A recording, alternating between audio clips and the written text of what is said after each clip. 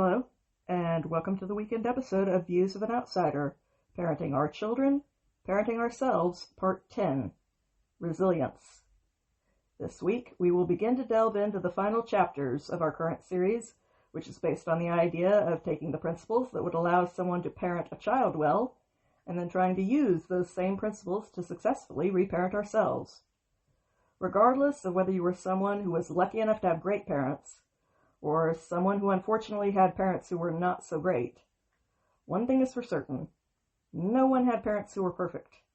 So to varying degrees, we all require a bit of a do-over in order to help us let go of any unhelpful baggage that is continuing to weigh us down and hold us back. That way we could be free to rise as high as we possibly can as we attempt to build lives for ourselves that are full of the best experiences that we can possibly manage to soak up during our brief time here. There are a lot of people out in the world these days who are selling one version or another of self-help, but hardly any of them agree when it comes to the advice that they offer the rest of the world. So how does someone go about deciding whose advice to trust enough to act on it? Out of all of the experts that are available to choose from, I personally think that Jordan Peterson is the one that it makes the most sense to actually listen to. As a world-renowned psychologist, he's highly trained and qualified. He has also actually walked the walk and successfully raised 2 kids of his own, who have not only thrived in their own lives, but they still continue to have voluntary, healthy relationships with their parents now that they are adults, which is basically the entire end goal of parenting, and an outcome that every parent hopes to achieve for themselves. Even though with 1 out of every 4 young people going completely no contact with their parents these days, it seems like fewer and fewer people are actually succeeding on that front in today's modern world. But to top all of that off, Jordan's advice has a proven track record. It has worked for thousands of people who have actually tried it, including his children, who are now successfully raising his 6 grandchildren, while also running thriving business ventures of their own. With a resume that boasts all of those selling points, you really couldn't ask for much more when you're trying to decide who to trust. And that is where Jordan's new parenting series comes into play. I found it both fascinating and extremely practical, which is kind of Jordan's forte. And even though the advice that he offers in his series is tailored specifically for parents, and soon-to-be parents, perhaps there are also some insights that we can glean from his straightforward lessons that will help the rest of us discover the best way to go about reparenting ourselves. In the first week of this series, we took a look at the roles that parents play in their children's lives. We considered what the spirit of the mother brings to her child's world, and what the spirit of the father brings as well. We also looked at the perspectives that they should each try to incorporate into their roles, and we considered some of the pitfalls that both parents can avoid if they are each properly prepared ahead of time, so that they can watch out for them. Then we took all of that information and applied it to the idea of raising ourselves to be the type of people that we each actually aspire to be. Over the next 2 weeks, we zoomed in on toddlerhood. We looked at this magical time at the start of our journey in this world, and at the common misbehaviors that come along for the ride. We took in both the positive aspects and the negative ones about this brief window in a child's life, and we discussed the best ways to maximize all of the potential in this goldmine phase of human development in order to successfully set your child up for a productive and happy future. Then once again, we took all of that information and we applied it to the idea of helping ourselves mature beyond our own starting point so that we too can grow to be the kind of people that we most admire. After that, we jumped ahead in the journey of childhood to another turbulent phase in the development of young people, and we spent 2 more weeks focused in on adolescence. We discussed exactly why it is that the decision to spoil a child leads to them having a lack of independence, and why that is such a devastating fate to inflict on a fellow human being. Right out of the gate, we had to recognize the fundamental reality that the key to unlocking an enriching life that a young adult can thrive in is to successfully teach them responsibility, because there comes a time in every child's life when they realize that they are standing on the precipice of adulthood, and naturally, that transition is both exciting, confusing, and scary all at the same time, and each of those emotions are bound to generate a lot of questions. So it is hardly surprising that adolescence is a time when newly fledged teens begin to brim with thoughts about things like identity, autonomy, and meaning. And it's during this important window of time that learning responsibility becomes crucial, both as a way of answering the big questions of life and in order to lay the foundations for a future in which young adults will be able to flourish. Finally, we took this framework for thriving, and we applied as much of it as possible to our own lives so that we too could survive the rough times of transition and come out on the other side of them as a more capable human being. Then we brought some of Jonathan Haidt's work into the mix so that we could discuss what the digital age is doing to childhood and to adolescence. We looked at what the virtual world has added to young lives, including the things that are not good for healthy human development. And even more importantly, we looked at the vital things that are being eliminated from young people's early experiences due to the total eclipse that is being created by our new life that is so full of tiny screens. First, we focused in on girls and the unbelievably harmful effects that social media is having on their lives. We covered the dramatic rise of mental health issues, the spike in the number of cases involving self-harm, the uptick in eating disorders, and the tendency of social media to exacerbate the feminine version of antisocial behavior, which is training young girls to be the very worst versions of themselves through the near constant reinforcement that they receive from a very negative part of the online world. The following week, we considered the ever-widening divide between young men and young women, as well as all of the unhappiness that this chasm is creating for both groups. Then we zoomed in on boys and took a long, hard look at what the digital age has done to them. Even though the early life of boys is less symptomatic than the lives of the girls their age, by the time that both groups are fully fledged adults, those positions have completely flipped. So we gazed unflinchingly into the outcomes of a life that is built on online gaming, the optimization of short-term attention spans, and the digital hijacking of reality, only to offer the empty substitute of unsatisfying fantasies in its place. We considered the damage that is being done to young men through their early exposure to graphic online pornography, and the emptiness of a life that has only virtual outlets for energies and ambitions that were meant to be poured into tangible and meaningful achievements out in the real world. Then we wrapped up by looking at what parents can do to help their children avoid the downsides of our modern fate, including how parents can ensure that their kids still get the important nutrients that are found in a real childhood, so that they will have the foundations that they need in order to thrive throughout the rest of their lives. 2 weeks ago, we returned to Jordan's parenting series, where we took a look at a few of the biggest hazards of adolescence, namely bullying and peer pressure. Every teenager is going to fall prey to both of these experiences from time to time. They are simply a part of life that is unavoidable, because teenagers are desperate to fit in with their peers.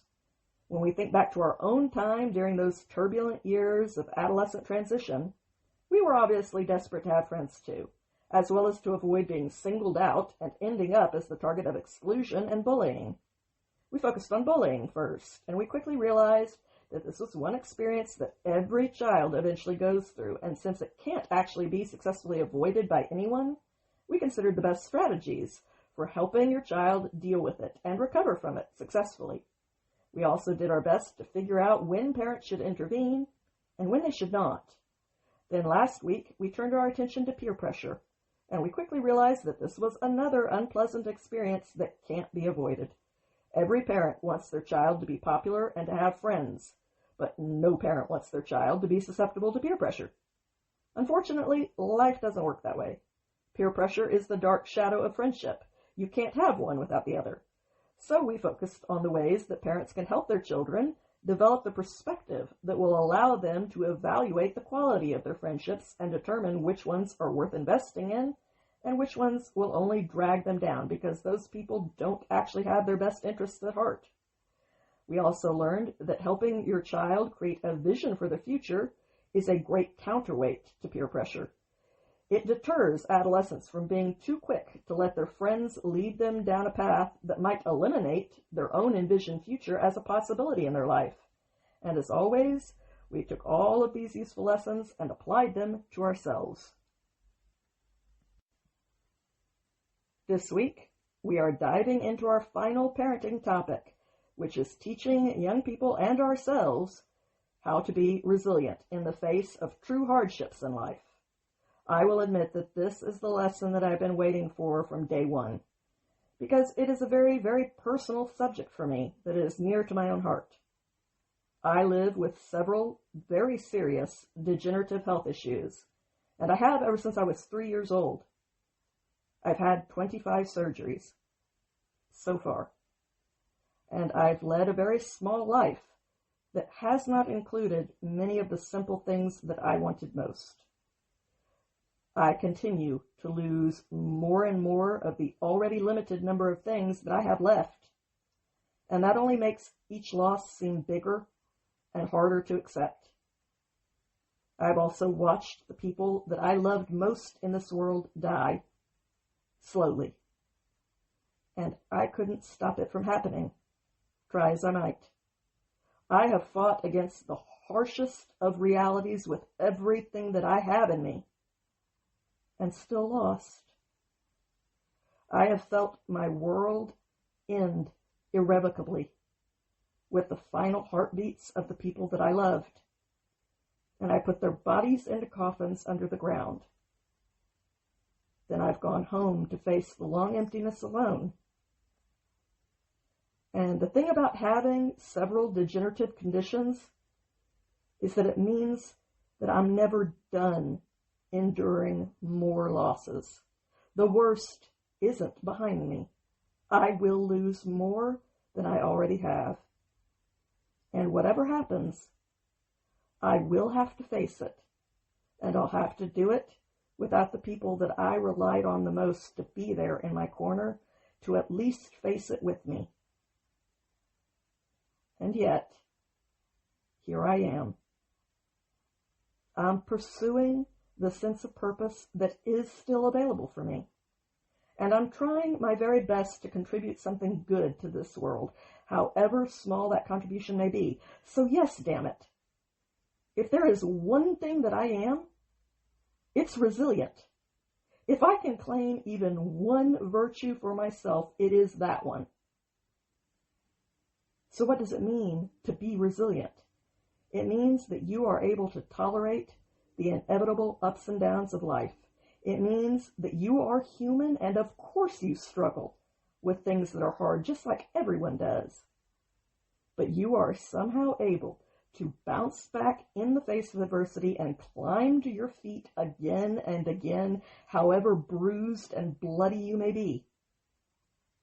Tragedy comes to everyone.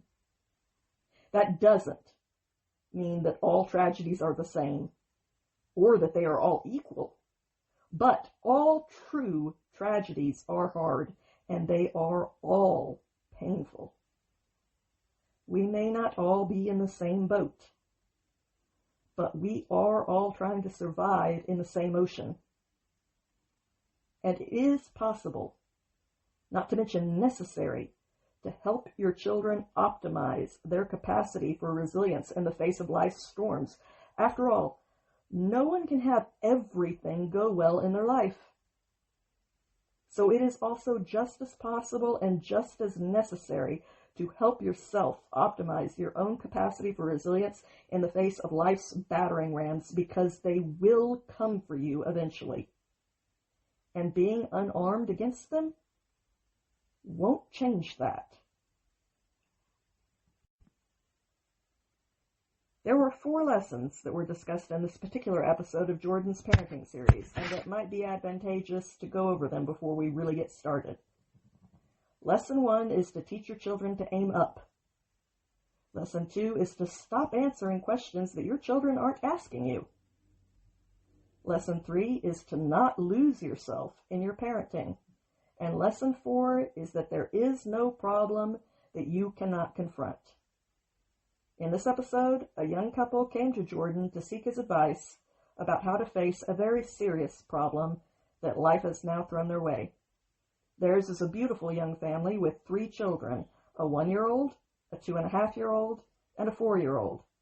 But 3 weeks before this episode was filmed, their 4-year-old son was diagnosed with CMT, a rare neurological condition that is degenerative. so his condition is going to progress throughout his childhood and indeed throughout the rest of his life. He may lose the ability to use his feet and his legs, maybe even his arms and hands.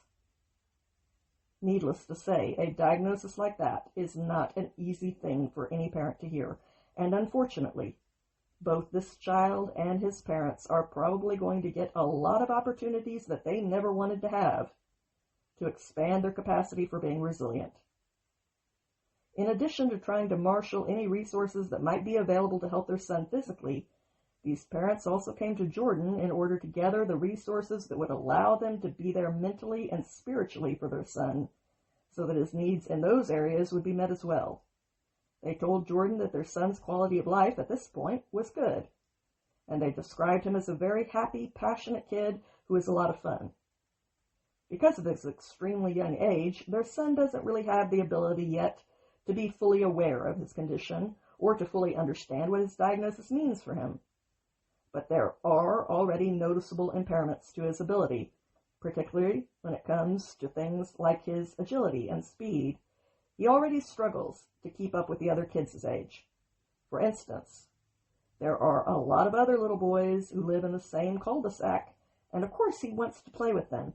He eagerly runs outside to join in on the fun, but inevitably he ends up biting the dust and face-planting on the hard asphalt.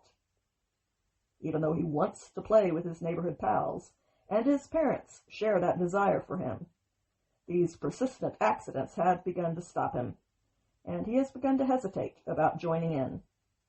These situations have also begun to stir up the natural protective instincts of his parents, who want to shield him from the pain of not being able to compete and keep up with the healthy kids around him. But they also know that this is going to be the reality that is going to continue to confront their son unless a cure is developed. Running away from that won't help. So they are trying to figure out how to navigate the complicated terrain that lies ahead of them, and that is a journey that they are going to have to negotiate together with their son. Because, as Jordan pointed out, ultimately he is going to have to be the one who decides how much he is willing to fall on his face, and how much he is willing to sit on the sidelines. There is no right or wrong answer, only the answer that he can live with. His parents can be there for him, to watch and to listen to him, and to guide him. But no one can live someone else's life for them, even when you love them. Every person has their own destiny. And that is where Lesson 1 comes in.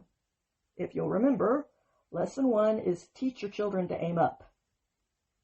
Life happens. Circumstances do hold people back. The key is to realize that those limitations aren't unique to you. Life happens to everyone. Their circumstances are probably different than your own, and so are the various ways that each set of circumstances held the two of you back.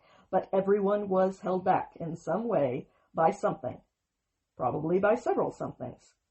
That doesn't mean that everybody was held back to an equal degree, or that they overcame equally difficult obstacles, but no one out there has the monopoly on unfairness.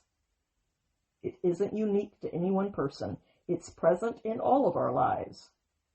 And that can be unifying if we stop denying that this is the reality and stop competing in the victim Olympics. Some people have a lot of talents that all come easily to them, and other people can do very few things really well. But we don't need to pretend that we are all the same when that clearly isn't true in order to value everyone.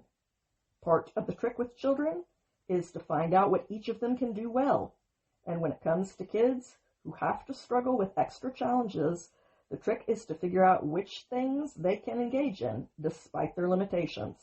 For example, if a child is limited in his ability to play physically with other children, then you have to figure out the ways that he can participate with others. There are many other forms of play that are not physical, and those are the realms where a child who is confined by physical limitations can actively engage with the rest of the world. Those options aren't the leftovers or a pity bone that is tossed to you, unless that is how you choose to see them. They are vast worlds that are complex enough that they are in some ways an inexhaustible universe of possibilities for an individual to explore. A child like that can still engage in imaginative play, in building things, and in video games. They can express themselves in art or in music, and join a band and become the next Ed Sheeran. The key, and I can say this from experience, is to focus on what you can do. And don't make assumptions about that. Don't put anything that you want in the can't do pile without trying it first. Because if you are determined and creative, you'll surprise people more times than not. I did. But, that being said, the harsh reality is also that there are going to be some barriers that all the determination in the world isn't going to move for you. So when you come up against those, after you have given it your all, it's best to direct your attention to all of the other areas that are still open to you. Yes, there is going to be some grief associated with losing certain worlds that mean a lot to you. I experienced that when I lost the ability to play music, which was the source of my most profound emotional core outlet. I still grieve that loss every single day. I still miss it. And I probably always will. It still brings tears to my eyes to hear a piece of music that I once played with so much passion and burn with longing to play it again and to be trapped in a body that can't do it anymore. But the world has a lot of different possibilities in it. And just because some avenues are closed off to you, that doesn't mean that it's all over. I learned to sing, and I've gotten pretty decent at it. I'll never be a pro, and honestly I wouldn't want to be even if I had that level of talent, which, to be clear, I don't. I'll never have Freddie Mercury's vocal pipes, but honestly, who does? And for the record, no, I'm also not saying that it's the same. Playing music and singing taps into two very different parts of my soul, and it's still hard to accept that one of those parts has to suffocate painfully in the dark without an outlet. But there it is. And at least I have found an outlet for the rest of me. And it's one that I do very much enjoy. The world is big, and the possibilities in it are endless, even for people who are limited, as long as you don't give up on the possibilities. That's a very good thing to let a child know very early on in life, because I'm not exaggerating when I say that my voice was destroyed from my illness when I first started trying to sing. I thought that the damage to my vocal pipes was permanent, so there was no hope of improving with effort. And that stopped me from doing anything on that front for a lot of years. What was the point? And if I hadn't been desperate enough to just decide one day, the hell with it, so I suck, I can live with that, then I never would have found out that the damage wasn't permanent. I went from not being able to sing a simple children's tune without my voice cracking on every note to being able to hit every high note in every song from the Phantom of the Opera. So again, I say to you, don't give up without trying, even when you have logical reasons to believe that you know where your abilities are capped at. As human beings, we experience positive emotions in relationship to our goals. As long as it's achievable and not delusional, the more lofty the goal, the more positive emotions we are going to derive from observing our own progress towards it. Helping your child establish an alluring vision of their future means that they can use the positive emotions that they get out of each step that they take towards that vision to fuel them when they will have to be more resilient in the face of life's harsh challenges. So teach your children to aim up, and do the same thing for yourself, because it isn't about being a taskmaster, it's about being a cheerleader. Going down this path of having expectations is a kindness. When it's done right, it's a gift, not a burden. In this little boy's case, since he is only 4 years old and he hasn't started school yet, his friends consist of the children that are part of the families that his parents are friends with. And he gets along really well with those kids. He tends to like playing with older kids, and I was the exact same way. Older kids are a bit more nurturing to younger kids, and that means that they are often willing to sit down and play the kind of games that you can participate in, like imaginative play or building something. Like me, this little boy is very verbal and creative, and he loves to connect with other people on those levels. Everyone has their strengths. This little boy loves building things, and he is obsessed with machines. His mother's family works in engineering. They have a big machine shop, and this little boy can spend all day glued to the milling machines when it's running. Their son is social, and he's verbal. He's smart, and he's imaginative. As Jordan pointed out, in all of those domains, there are endless opportunities for him. His parents' task is to help him find his way. And you can't help your kids to be healthy if you're not healthy. In an emergency, you have to put on your own oxygen mask before you help someone else, or you will both end up in trouble. So these parents are going to have to be willing to pay attention to their own quality of life, even though having to face a situation like this with their child is a heavy blow. Anyone who has ongoing health problems knows that even a bad diagnosis has an element of relief to it, because at least you finally know what you're dealing with. Now you can start confronting the problem and hopefully improve things for yourself a bit. In the case of these parents, they now know that their son needs custom bracing for his feet. They know what kinds of mobility aids suit his particular needs. They have a better idea about the things that they should push him to do and the things that it would not be good for them to push him to do. Information does help a lot with the day-to-day practical side of facing challenges. But I've banged my head on this particular brick wall enough times trying to force a square peg into a round hole to be able to promise you that information isn't going to fix the massive emotional side to those problems, not even one tiny degree. Those are two separate worlds, and they each require different tools. One thing that can be encouraging is to look at your own track record. These parents are already rapidly adapting to their son's difficult situation. The best predictor of your future performance is your past performance. So that can be encouraging if you stop and notice that you already have a track record for surviving and overcoming and for being competent. There's no reason to assume that you can't continue to do that as your situation changes over time. You don't have the answers to every potential situation right now, but then again, you don't need to. One of the problems with living with a chronic health issue is that it can quickly consume your entire life and even who you are completely. And coping with chronic pain every day breaks you down over time. Jordan knows all of this firsthand. His daughter and I have a truly extraordinary amount of crossover in our childhood diagnoses. And Jordan mentioned his own history of being in this particular boat to these young parents, saying, "My daughter had an immunological condition that disintegrated her joints.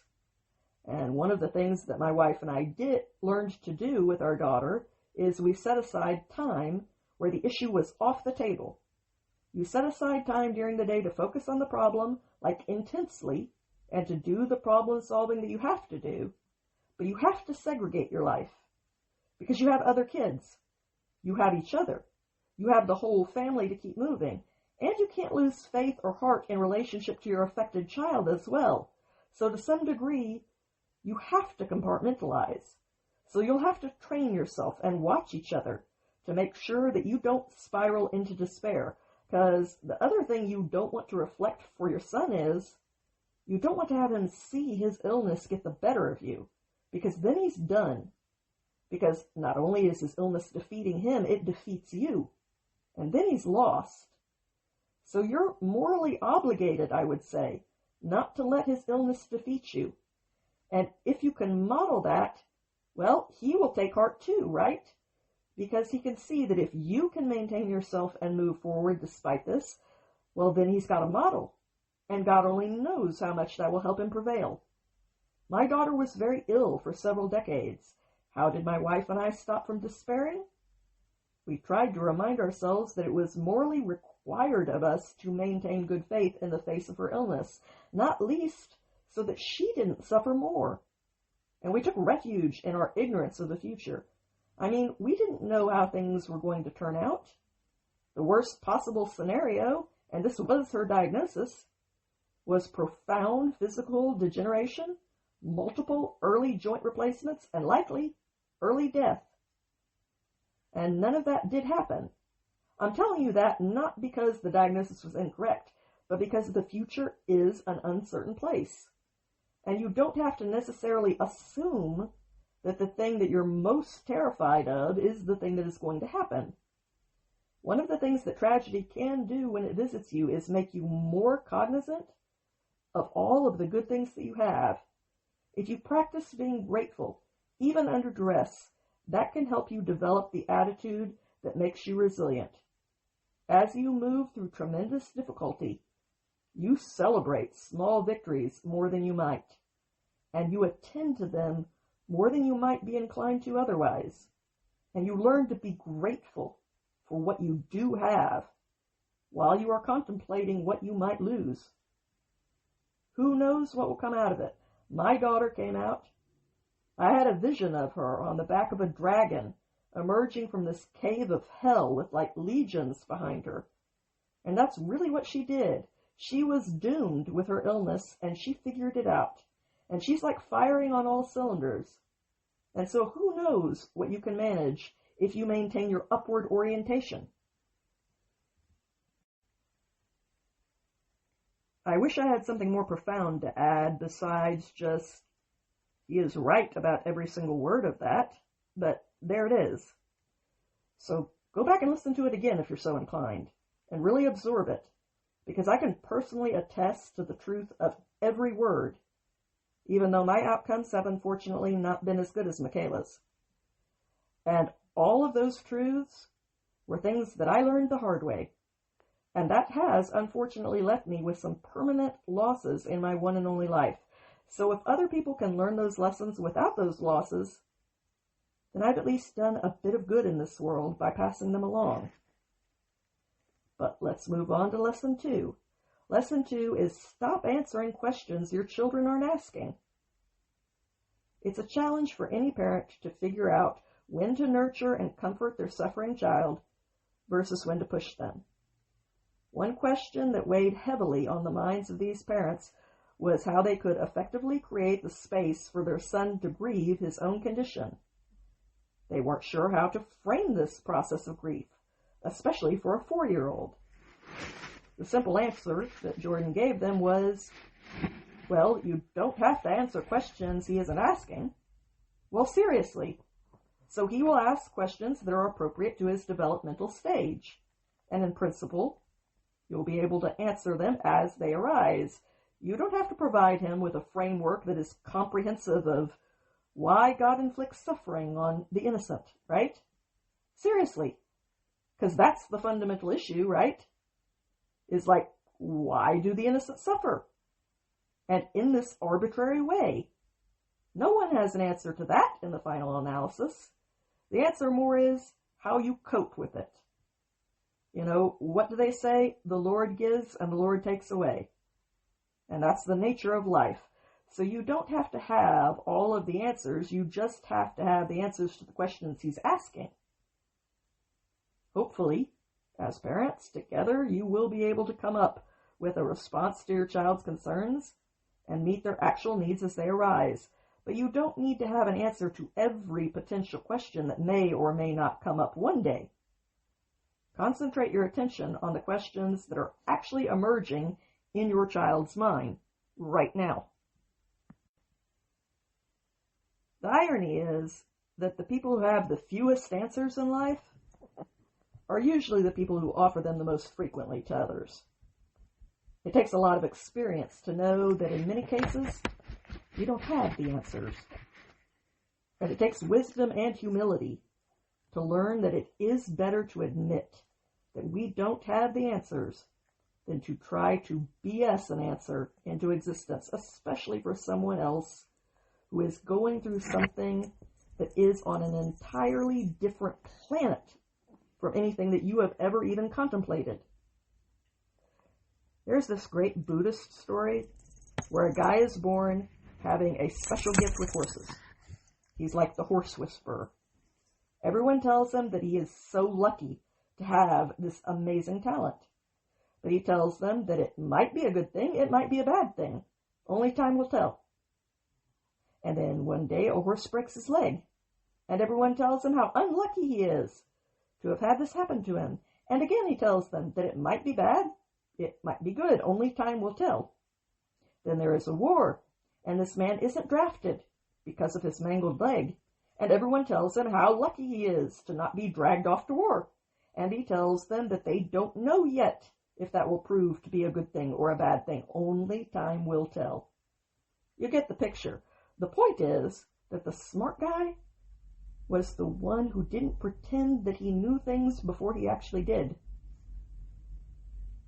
It is important to remember, if you have a child or a family member or a friend who is facing a tragic situation, that the way that you see that tragedy is not going to be exactly the same way that the person who is suffering thinks about that tragedy.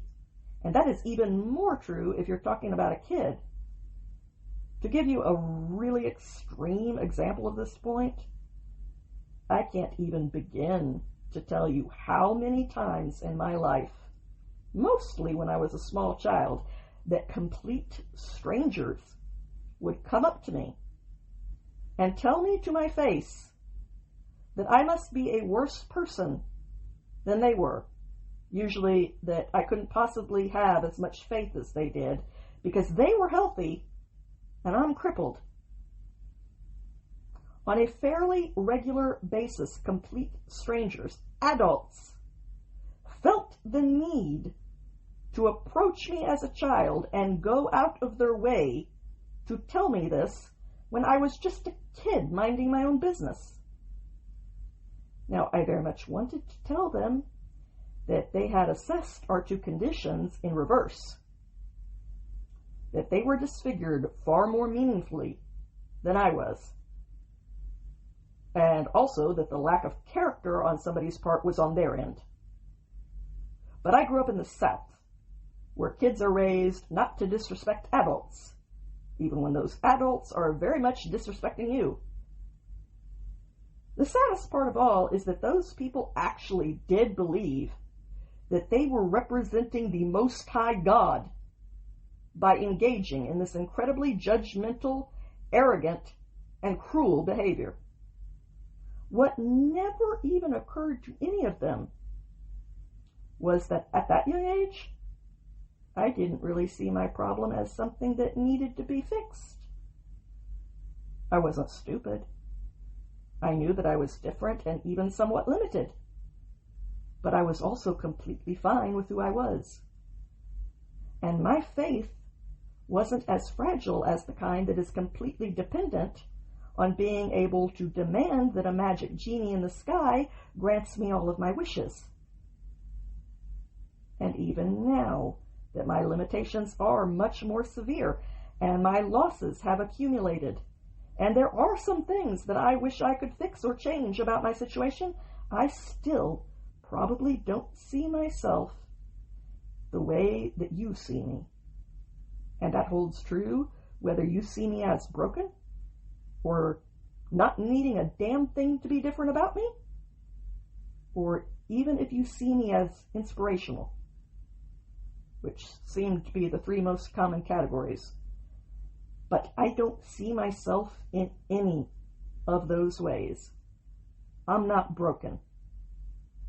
But if you think that nothing in my life needs to be fixed, you should try living it for a day or two before you repeat that luxury belief again. And as for inspirational, well, I can only say that I'm glad I get to choose which of my thoughts get shared with the world, because some days you really wouldn't want to see what goes on in my head. The point is just to recognize that other people aren't copies of ourselves. And we don't know what they see when they look at a problem, so don't make it worse by assuming that you do.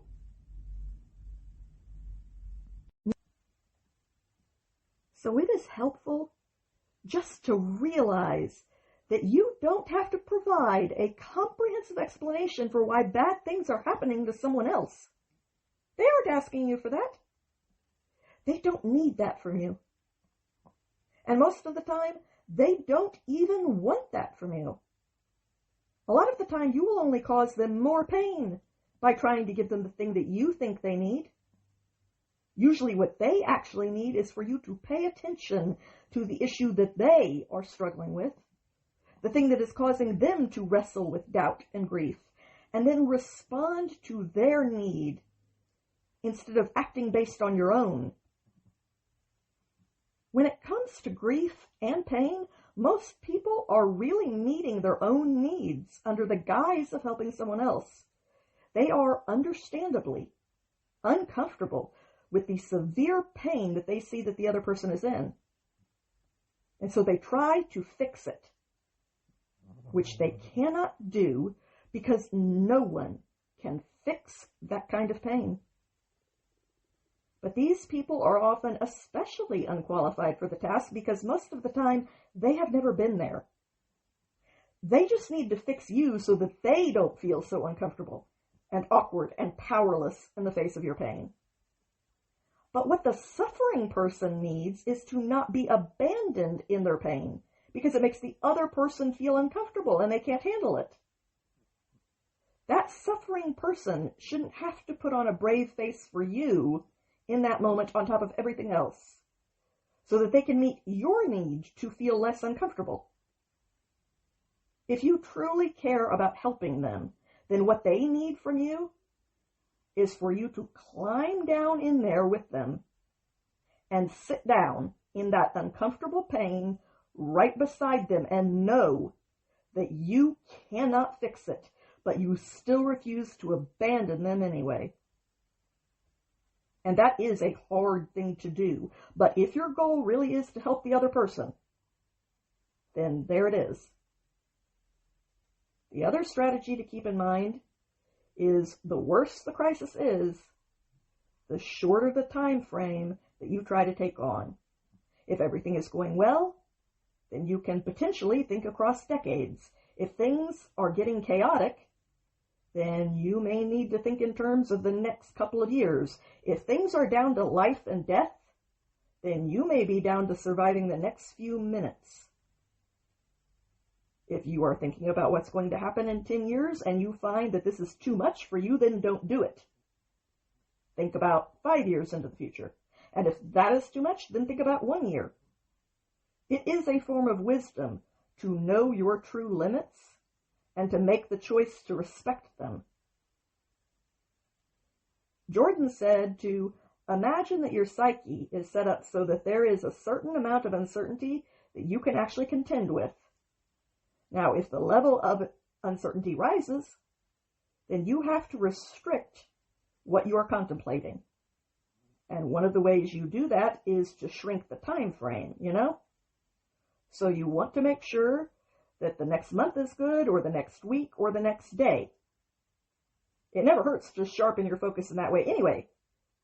But it's particularly true when you have a child that has a chronic problem, because you don't want to let your worry destroy the pleasures of the moment.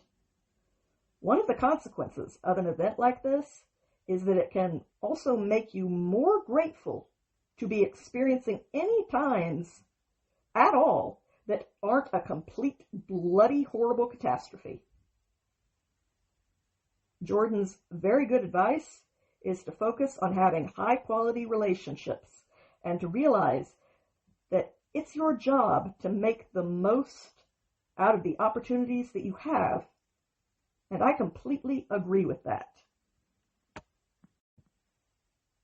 We will be covering lessons 3 and 4 on resilience next week, and you are definitely not going to want to miss those, so I hope that you'll keep coming back for more. Thank you for listening to this week's episode. I really do hope you enjoyed it. If you did, I would ask you to please click that like and follow button, because that is what makes these things successful. And again, I hope that you come back next week. And until then, have a good week, my friends.